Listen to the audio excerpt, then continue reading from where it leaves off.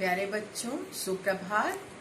पिछले कालांश में आप लोगों ने जो ज्ञान सागर से पाठ 1, 2, 3 पढ़ा, पाठ समझ में आया, पाठ के अर्थ समझे आप लोगों ने, बहुत सारी चीजें उसमें समझी, साहित्य के भाग को आपने उसमें समझा। अब हम लोग पाठ 1, 2, 3 अभ्यास सागर में पढ़ेंगे। अभ्यास सागर में प्रायः व्याकरण और रचना के अभ्यास आप करेंगे दिए गए विषय से संबंधित। हम लोग पाठ 1 साथी हाथ बढ़ाना के अभ्यास सागर के अभ्यास की ओर अब बढ़ते हैं। यहाँ पर मूल रूप से आप उच्चारण एवं तुकांत शब्द और संयुक्त व्यंजन के बारे में सीखेंगे। उसके अतिरिक्त कुछ विलोम शब्द वगैरह और वाक्यों के प्रयोग भी सीखेंगे। चलिए बच्चों, तो अब हम लोग विषय पे आते हैं। साथी हाथ बढ़ाना, एक अकेला थक जाएगा मिलकर बोझ उठाना। साथी हाथ बढ़ाना, सब बच्चे मेरे साथ साथ पढ़िए। हम मेहनत वालों ने जब भी मिलकर कदम बढ़ाया, सागर ने रास्ता छोड़ा, पर्वत ने शीश झुकाया। फौलादी हैं सीने अपने, फौलादी हैं बाहें, हम चाहें तो चट्टानों में पैदा कर दे राहें। साथी हाथ बढ़ाना, यहाँ पर प्यारे बच्चों ध्यान दीजिए, बढ़ाना, उठाना, इसी तरह से बढ़ाया, झुकाया, बाहें, राहें, ये मोटे काले वाले शब्द युग्म हैं, शब्दों के जोड़े हैं। इन्हें आप अपने अभ्यास में लिखेंगे। ठीक है, इतनी बात समझ में आई सबकी? यहाँ पर प्रश्न 1 में आप लिखेंगे, जैसे बढ़ाना, उठाना एक साथ, फिर बढ़ाया, झुकाया एक साथ, और फिर बाहें, राहें एक साथ। ऐसा क्यों करने के लिए कहा गया है, इसके लिए आपको ध्यान देने की जरूरत है। लगभग जो समान उच्चारण वाले शब्द होते हैं, प्रयोग में लाए जाते हैं, उन्हें हम तुकांत शब्द कहते हैं।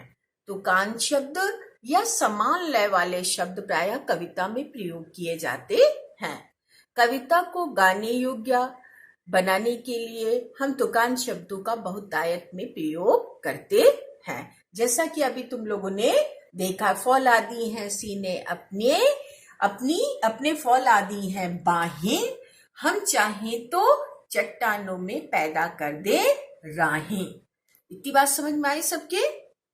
तो तुकांत शब्द या समान लय वाले शब्द कविता को लयबद्धता प्रदान करने के लिए प्रयोग किए जाते हैं। इतनी बात सबके समझ में आ गई होगी। तो अब हम लोग आगे बढ़ेंगे दूसरे पन्ने पे। प्रश्न 1 में दिए गए उदाहरणों के अतिरिक्त कविता में आए कुछ अन्य तुकांत शब्दों के जोड़े लिखिए। आप लोग को, मुझे ऐसा लगता है कि आप लोगों ने, मैंने आपको कविता याद करने को दी थी। यदि कविता याद है तो आप फटाफट इस काम को कर सकते हैं। जैसे आपने अभी जो सीखा उसी में से उठाना, बढ़ाना, डरना, उठाना, बढ़ाना, डरना, करना, एक, नेक और पर्वत, किस्मत, ये यहाँ पर आप लिख देंगे अपनी कविता से। तुकांत शब्द या समान लय वाले शब्दों को साथी हाथ बढ़ाना कविता से आपको यहाँ पर लिखना है। इतनी बात सबके समझ में आई? अब हम तीसरे प्रश्न की ओर बढ़ते हैं। समान लय वाले या तुकांत वाले शब्द आपको लिखने हैं यहाँ पर। जैसे जाएगा यहाँ दिया हुआ है, तो आप क्या लिख सकते हैं? खाएगा। आप क्या लिख सकते हैं? पाएगा। आप क्या लिख सकते हैं? आपने क्या लिखा? जाएगा, खाएगा, पाएगा, लाएगा। ठीक है, इतनी बात समझ में आई? फिर अब कल के लिए आप क्या लिख सकते हैं? कल का तुकांत शब्द और क्या बता सकते हैं? नल। पल, कल, कल तो है ही, नल पल चल। इतनी बात समझ में आई। अब तीसरा है छोड़ा। छोड़ा का क्या लिख सकते हैं? मोड़ा, तोड़ा, रोड़ा। रोड़ा माने कंकड़ के पत्थर के छोटे टुकड़े। अब हम लोग आगे बढ़ेंगे। चहक, इस चहक का क्या लिख सकते हैं? लहक, लहक माने आग की लपटें। सार्थक शब्द ही लिखे जाते हैं, ये ध्यान दीजिएगा, निरर्थक नहीं। जिनका कोई अर्थ ना हो ऐसे शब्द तुकबंदी वाले शब्द में नहीं जोड़े जाएंगे। हमेशा इस बात का ध्यान रखिएगा कि जो भी शब्द हम लयबद्धता के लिए प्रयोग कर रहे हैं या लय समान लय वाले शब्द, वो सार्थक होने चाहिए, यानी उनका कोई अर्थ निकले। तो चहक के साथ लहक, महक, बहक। ठीक है। अब आगे बजाना। बजाना के साथ सजाना, खजाना, लजाना। लजाना माने शर्माना। अब हम लोग आगे बढ़ेंगे। इतनी बात सबके समझ में आ गई बच्चों? नीचे दिए गए शब्द समूहों में से सही शब्दों पर घेरा लगाइए। प्रायः सही उच्चारण ना करने के कारण हम वर्तनी संबंधी अनेक गलतियां करते हैं। सही अगर हमारा उच्चारण है तो हमसे वर्तनी संबंधी गलतियां कम होती हैं। इसलिए बच्चों, आपको उच्चारण सही करने आना चाहिए। प्रायः हम लोग देखते हैं कि अधिकांश बहुत सारे बच्चे र और ड़ के उच्चारण में सही उच्चारण नहीं करते। जैसे पेड़, पेड़ में बहुत से बच्चे पेड़ बोल देते हैं। दौड़, दौड़ में बहुत से बच्चे दौड़ बोलते भी हैं, दौड़, और लिखते भी दौड़ है। इसी तरह से र और ण संबंधी गलती करते हैं। इसी तरह से ण और ना संबंधी गलती करते हैं। ना की जगह ण लिख देते हैं, जैसे रामायण ण है लेकिन लिखते रामायण। और इसी तरह से बहुत सी जगहों पे ना की जगह ण का प्रयोग कर देते हैं, तो एक ये भी गलती करते हैं। फिर मात्रा संबंधी गलती करते हैं। जैसे दीर्घीकार है तो वहां पर आपको थोड़ा लंबा खींचकर बोलना है, जैसे नदी।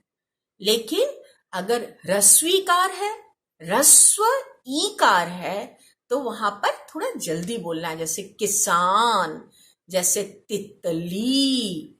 तो आप जैसा उच्चारण करेंगे वैसा ही आप लिखते भी हैं। इसलिए उच्चारण का अभ्यास बहुत जरूरी है। प्यारे बच्चों, यहाँ पर अब हम लोग इसकी वर्तनी को देखेंगे और सही वर्तनी जो होगी उस पे हम गोला लगाएंगे।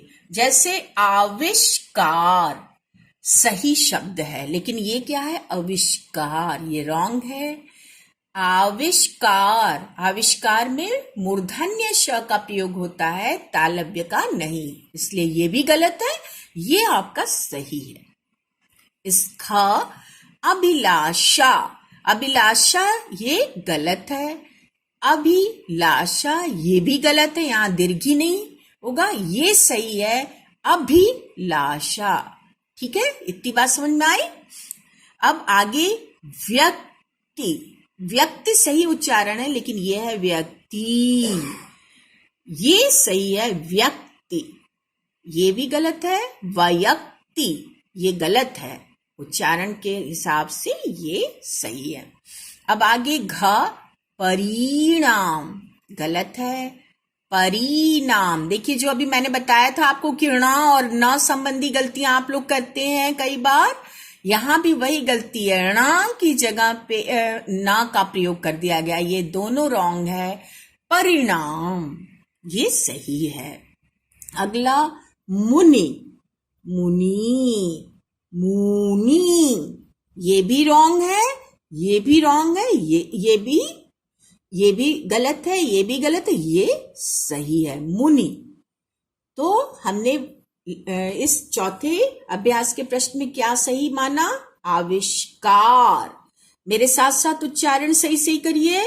आविष्कार, अभिलाषा, व्यक्ति, परिणाम, मुनि। इतनी बात सबके समझ में आई? चलिए अब हम लोग अगले अभ्यास के प्रश्न की ओर बढ़ते हैं।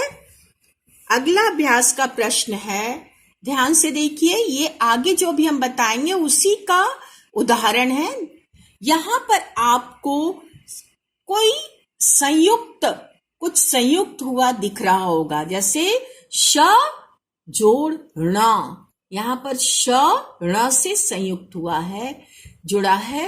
यहां पे दंत स म से संयुक्त हुआ है और यहाँ ट संयुक्त हुआ है।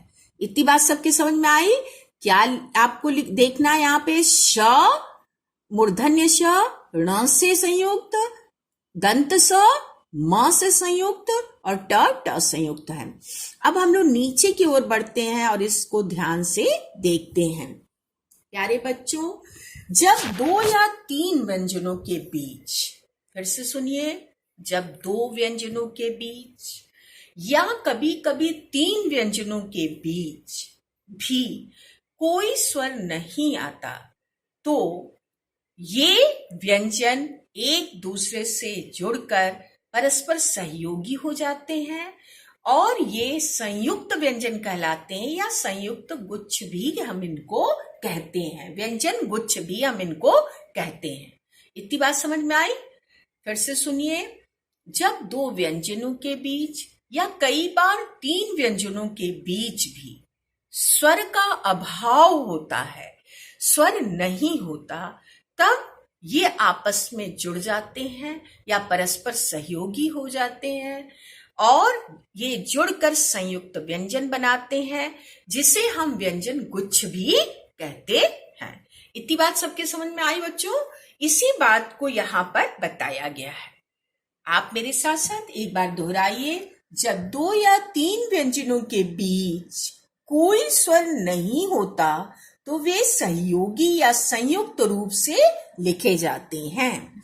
इन्हें हम संयुक्त व्यंजन या व्यंजन गुच्छ भी कहते हैं। इतनी बात सबके समझ में आई? अब इस संबंध में मैं आप लोगों का ध्यान आप इधर की तरफ दिलाना चाहूंगी। 2 व्यंजन का उदाहरण देखिए। जब 2 व्यंजनों के बीच कोई स्वर नहीं आ रहा है,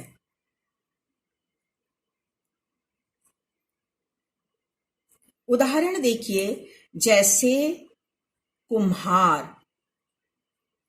अगर हम इसको अलग करें तो क जोड़ उ जोड़ म जोड़ ह जोड़ आ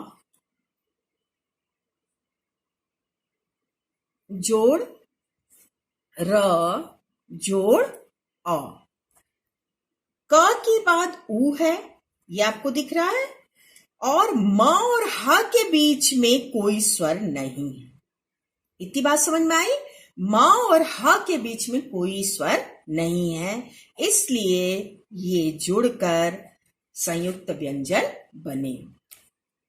ये तो आपने 2 व्यंजनों के बीच स्वर नहीं है ये उदाहरण देखा, किंतु आप बोलेंगे मैम 3 व्यंजनों वाला कौन सा उदाहरण है?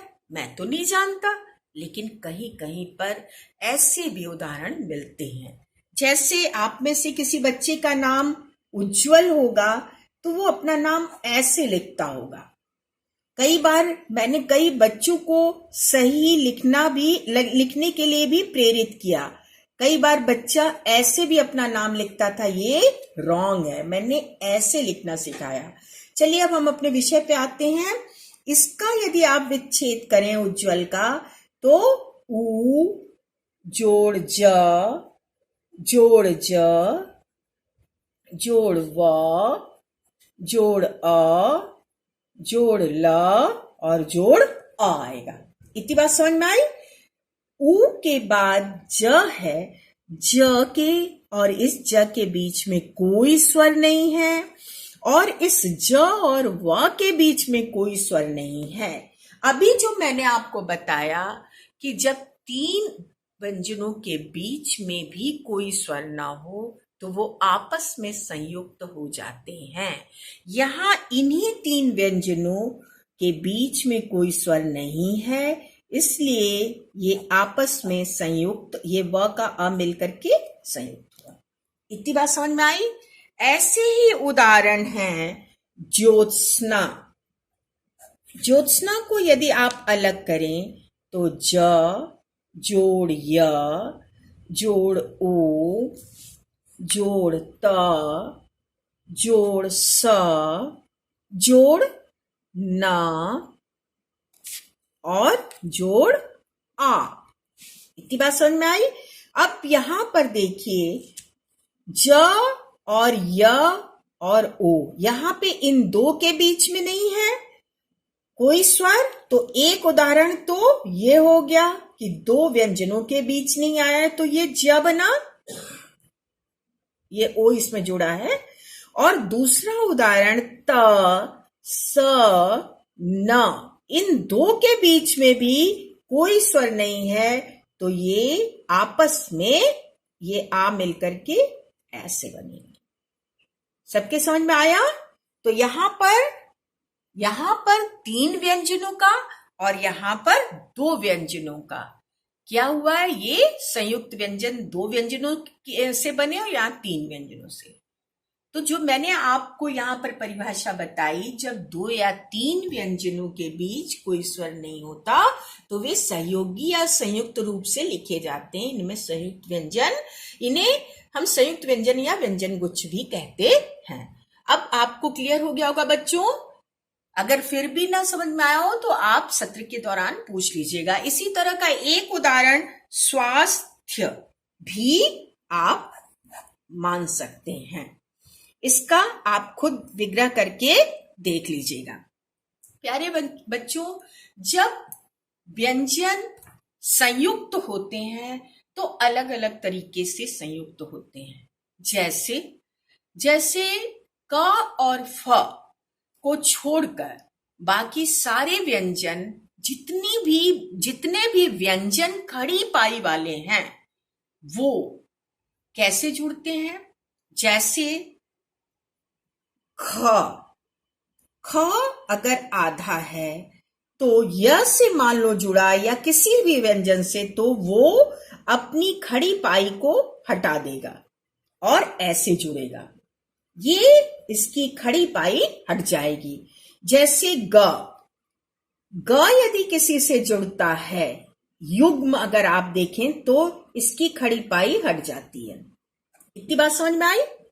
किंतु क और फ एक ऐसे 2 व्यंजन हैं जिनमें जब वो संयुक्त होते हैं तो कुछ भिन्न तरीके से ध्यान रखने की जरूरत है। जैसे पक्का, आप बोलेंगे मैम इसमें तो खड़ी पाई नहीं हटाया। हाँ, इसीलिए मैंने इन 2 व्यंजनों का नाम लिया था। इसी तरह दफ्तर, क में से यदि क आधा था और क से क जुड़ा तो यहां पर इसके केवल नीचे के भाग को हटा करके ऐसे जुड़ा।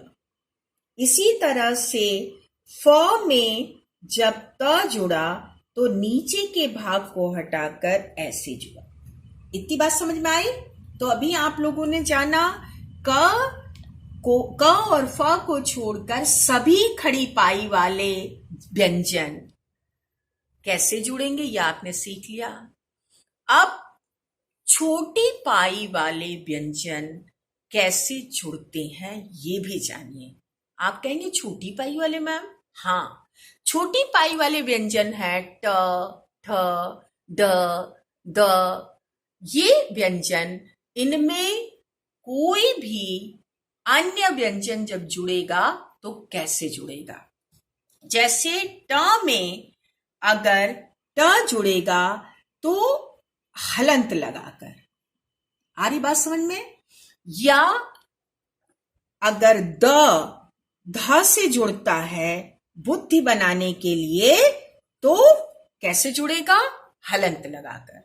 जितने भी छोटी पाई वाले शब्द व्यंजन हैं वो, जैसे ट, ड, द, ये कभी भी जब जुड़ेंगे तो ये हलंत लगाकर ही जुड़ेंगे, जैसे विद्या, ठीक है।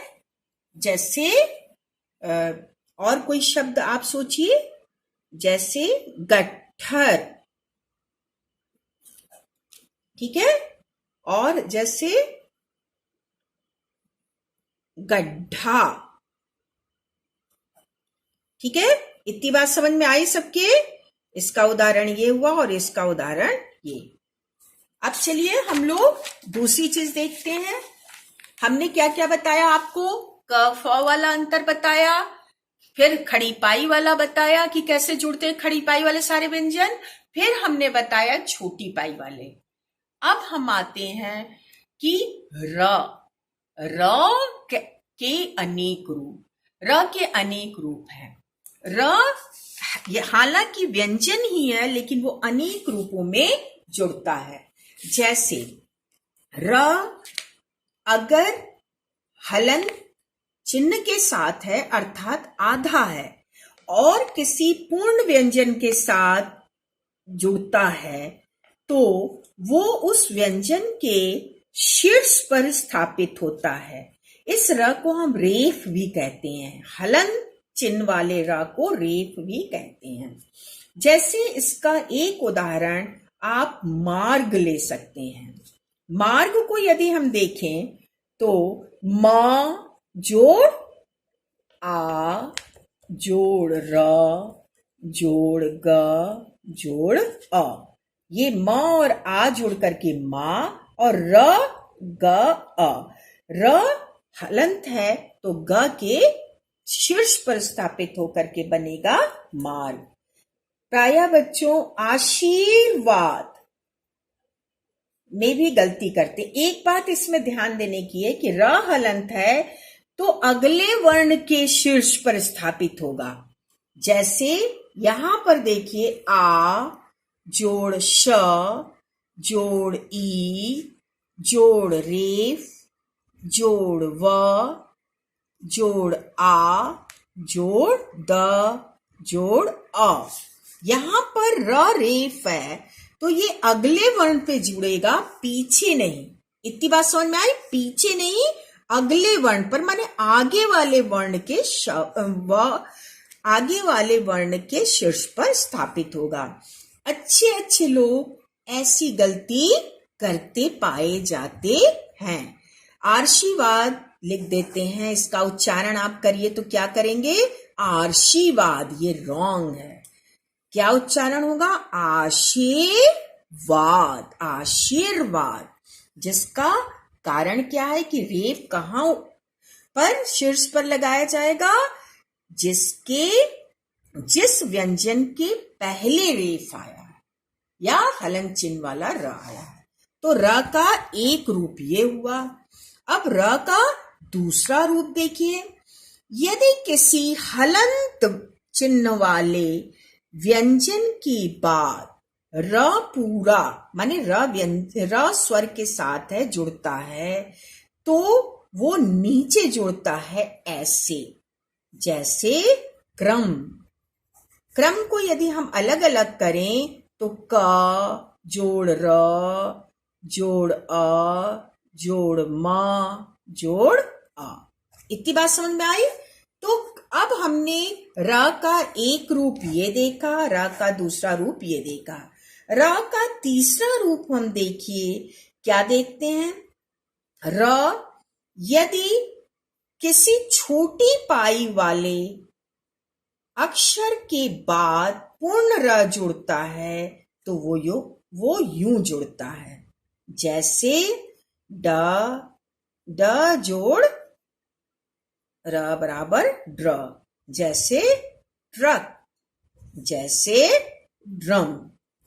इतनी बात समझ में आई? अब एक चीज इसी क्रम में और देखिए, र का एक अन्य प्रयोग देखिए। ह, अगर ह में हम र जोड़ेंगे पूरा र तो कैसे बनेगा? ऐसे ह्रास, ह्रास माने पतन। इतनी बात समझ में आई? कहां पे जुड़ा? यहां पर। इसी तरह से द में यदि जोड़ेंगे र तो कैसे बनेगा?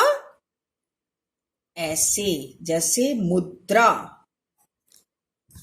सबके समझ में आया? तो र के हमने कई प्रयोग देखे, एक यहां देखा, एक यहां देखा, एक यहां देखा, एक यहां देखा। इतने सारे प्रयोग हमने र के देखे। प्रायः बच्चों इसी क्रम में मैं एक चीज आपको बताना चाहूंगी कि र और री से भी बच्चे कंफ्यूज हो जाते हैं, कई बार भ्रमित हो जाते हैं। र अलग चीज है, र व्यंजन है, और री, ऋषि वाला री स्वर है। ये ध्यान रखिएगा, दोनों में अंतर है। जब ऋषि वाला री की मात्रा जुड़ती है, वो मात्रा है, वो यहाँ पे र जुड़ रहा है, वहां पे मात्रा जुड़ रही है।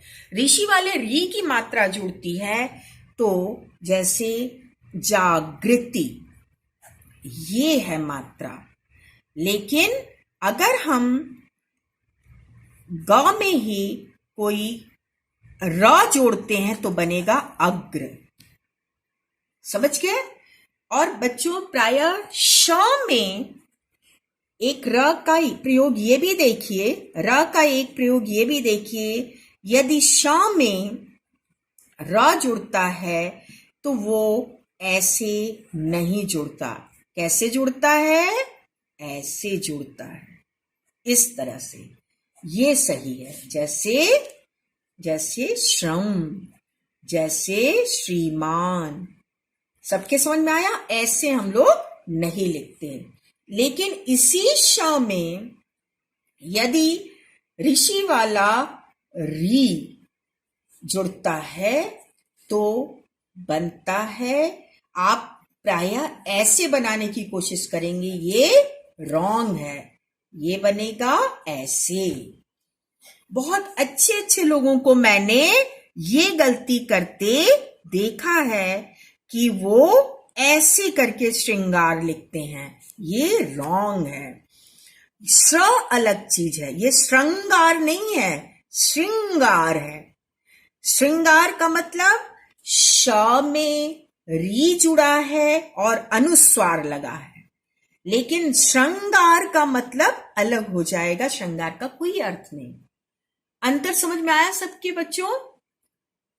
मैंने अपनी तरीके से आपको समझाने की कोशिश की है। संयुक्त व्यंजन की बात चली तो संयुक्त व्यंजन के जितने भी तरह से जुड़ने की बात मेरे समझ में आई या मुझे लगा कि आपको बताना, आपको इसकी जानकारी देनी जरूरी है, मैंने इसी क्रम में आपको ये सारी जानकारी दी।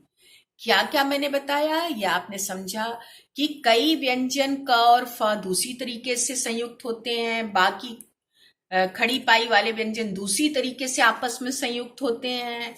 इसी तरह से आम जब आप लिखते हैं तो आप इनका प्रयोग करते हैं। बस गौर कीजिए कि मैम ने जो बताया कैसे बताया और कहाँ कहाँ प्रयोग करते हैं। ठीक है?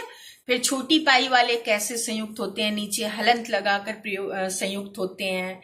फिर हमने बताया र के अनेक प्रयोग। र का एक प्रयोग हमने छोटी पाई में बताया, र का एक प्रयोग हमने रेफ का बताया, र का एक प्रयोग हमने नीचे बताया। इसी तरह से र का प्रयोग हमने श के साथ अलग बताया, ऐसे ह के साथ अलग बताया, ग के साथ अलग बताया। बच्चों ये चीजें भूलिएगा नहीं। अगर इन चीजों को आप गौर से ध्यान से सुनते और समझते हैं तो उच्चारण में भी ना गलती होगी, ना आपके लिखने में बर्तनी की गलती होगी। चलिए अब हम अपने अभ्यास की ओर बढ़ते हैं। चलिए ध्यान दीजिए इधर। पहला, अब इसके बाद अगला प्रश्न है, अब नीचे दिए गए चित्रों के सामने उनके वे नाम लिखिए जिनमें संयुक्त व्यंजनों का प्रयोग हुआ हो। इसको देख के आप क्या देख के लग रहा है? पत्ती। पत्ती में त संयुक्त हुआ है कि नहीं? इतनी बात समझ में आई? इसको देखकर आपको मक्खी लग रहा है तो मक्खी में क ख संयुक्त हुआ है। फिर इसे देखकर आपको रसोगुल्ला याद आ रहा होगा, बंगाली स्वाद है, तो ये रसगुल्ला है। रसोगुल्ला आप नहीं लिखेंगे क्योंकि ये हिंदी आप पढ़ रहे हैं, तो रसगुल्ला। कई बच्चे इसको देख के लड्डू का भी आभास कर रहे होंगे, तो लड्डू भी आप लिख सकते हैं। लड्डू भी संयुक्त, ड संयुक्त है और रसगुल्ला में ला संयुक्त है। ये देखकर थोड़ा सा संदेह आपके मन में आ रहा होगा कि मैम 25 लिखना है, लेकिन 25 में 25 लिखा जाता है, संयुक्त कुछ नहीं होता। इसलिए ये संख्या आप लिखेंगे, संख्या में ख या संयुक्त हो रहा है। ठीक है बच्चों, ये यहां पर आप संख्या लिखेंगे। फिर यहां पर आप ग्रंथ या पुस्तक लिखेंगे, पुस्तक में स त संयुक्त हो रहा है। इतनी बात सबके समझ में आ गई। अब हम आगे चलेंगे। बहुत ही आसान सा प्रश्न है ये। नीचे दिए गए शब्दों को और क्या कहते हैं लिखिए। और क्या कहते हैं यानी इनके समानार्थी शब्द जो सामने बॉक्स में दिए हैं। एग्जाम में ये बॉक्स नहीं बना रहेगा, इसलिए आप इसको गौर से ध्यान से देखिए और इसका अभ्यास करिएगा। रास्ता, रास्ता का रास्ता, पर्वत का पर्वत, लेख का किस्मत और दरिया का सागर और शीश का शीश। चलिए हम आ गया अगले पेज की ओर। यहां पर उल्टे अर्थ या विलोम शब्द या विपरीतार्थी शब्द आपको लिखने हैं। जैसे इधर एक का अनेक, एक चिड़िया अनेक चिड़िया। यहां पर एक का अनेक, अपने का पराए और सच का झूठ और दुख का सुख। इतनी बात सबके समझ में आई। अब चलिए हम लोग नीचे दिए गए शब्दों से वाक्य बनाएं। वाक्य बनाना बच्चों आप लोगों को बहुत जरूरी है, क्योंकि इसके अभ्यास की जरूरत आप लोगों को। मैं निरंतर आपका जो गृह कार्य देखती हूँ उसमें बहुत वाक्य की रचना में आपसे गलतियां होती हैं, तो गौर से वाक्य बनाइए। सार्थक वाक्य होने चाहिए और शब्दों का प्रयोग सही होना चाहिए। जैसे साथी, सच्चा साथी वही है जो सुख दुख में साथ दे। आप इसके अलावा दूसरा वाक्य भी बना सकते हैं। मेरी समझ में अभी यही वाक्य सही लग रहा था, इसलिए मैंने आपको एक उदाहरण दिया। मेहनत, जैसे मेहनत, जो मेहनत करते हैं वो सफल होते हैं। ठीक है। नेक, हमेशा हमें नेक बनने की कोशिश करनी, नेक इंसान बनने की कोशिश करनी चाहिए। अकेला, एक अकेला सूरज ही पूरे विश्व को, पूरे जग को आलोकित करता है। इसके अलावा मैंने जो आपको बताया कोई जरूरी नहीं कि आप वही लिखें, आप इसके अलावा दूसरे वाक्य भी बना सकते हैं। नीचे दिए गए दो दो शब्दों का इस प्रकार वाक्यों में प्रयोग कीजिए कि उनके अर्थ में के अंतर में स्पष्ट हो। प्यारे बच्चों, श्रुति सम भिन्नार्थक शब्द ऐसे शब्द होते हैं जो सुनने में लगभग एक से लगते हैं किंतु उनके अर्थ भिन्न होते हैं। फिर से सुनिए। श्रुति माने सुनने में, जो सम माने समान लगे, प्रतीत हो, किंतु भिन्नार्थक माने भिन्न अर्थ वाले शब्द हो, उन्हें हम श्रुति सम भिन्नार्थक शब्द कहते हैं। यहाँ पे ऐसे ही कुछ उदाहरण हैं, जैसे पता, पत्ता। मेरे पड़ोसी ने मेरा पता पूछा, या राम ने मोहन का पता, पता माने एड्रेस या कहाँ वह रहता है उस जगह का की पहचान पूछी। ठीक है, तो यहां पर प्रयोग करेंगे राम ने श्याम से उसके घर का पता पूछा। दूसरा पत्ता, अभी अभी पेड़ से पीला पत्ता टूटकर नीचे गिरा, या पेड़ से पीला पत्ता टूटकर नीचे गिर पड़ा। तीसरा अब ख, बचा, बच्चा, बचा माने शेष है या कुछ बचा हुआ है, और बच्चा छोटा बच्चा। बचा, शाम का खाना अभी तक बचा हुआ है, या मेरा गृह कार्य अभी बचा हुआ है। बच्चा, वह छोटा बच्चा कितना प्यारा है। इतनी बात समझ में आई। अब आगे समान, सम्मान। और एक और शब्द है इसी से मिलता जुलता, सामान। समान, सामान, सम्मान, तीनों मिलते जुलते शब्द हैं जो सुनने में बहुत थोड़ा अंतर है। यहां पर पहला शब्द है समान। समान माने तुल्य, एक जैसे। जैसे राम और मोहन बुद्धि में एक समान, लगभग एक समान हैं, या मां की नजरों में उनके बच्चे एक समान होते हैं। आप कोई भी वाक्य लिख सकते हैं। इसके बाद सम्मान।